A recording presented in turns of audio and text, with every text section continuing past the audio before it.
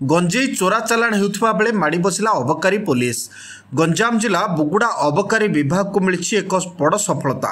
गंजेई चोरा चालाण बेले जड़े युवक को माड़ी बसिला अबकारी पुलिस। जड़े युवक को गिरफ करा सहित ताहाठू 5 केजी 900 ग्राम गंजेई जबत करने सहित एक मोटरसाइकेल को जबत करिछि पुलिस। गिरफ युवक जनक होउछन्ती बुगुड़ा निकटस्थ जगतपाटणा ग्रामर राजेश्वर नायक। राजेश्वर निज बाइक जोगे एक बस्तार गंजेई धरी निज गाँव को जाउथबा बेले अबकारी पुलिस विशेष सूत्रु खबर पाई धरिबारे सक्षम होइछि। बुगुड़ा बुद्धखोल रास्तार संपृक्त युवक को काबू करिबारे सक्षम होइछि अबकारी पुलिस। तांको गिरफ करी कोर्ट चालाण करा जायछि। तेबे गंजेई केउठारु चोरा चालाण हेउतला सेने अधिक तदंत पर जना पड़िबो बोली कहिछि बुगुड़ा अबकारी थाना अधिकारी ज्योतिरंजन सेनापति। गोटे खबर मिलला कि जे जड़े लोक बुद्धखोल रास्तार जगतीपाटणा आड़ को निज गाड़ी रे गंजेई भर्ती करी आसुछंती।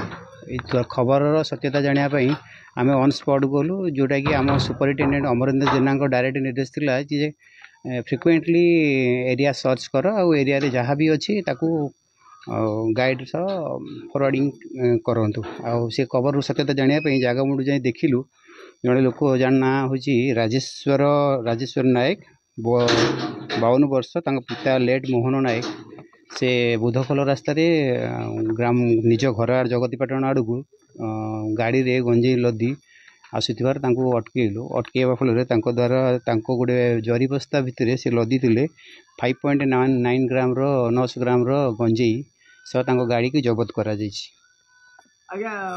सेटा तो आगु को जना पड़ो। इन्वेस्टिगेशन स्टेज रे अच्छी अंडर सब जिनस किंतु फिर भी आम रेड प्रयास जारी रही निश्चित सफलता आगु हासिल करने से क्षेत्र में।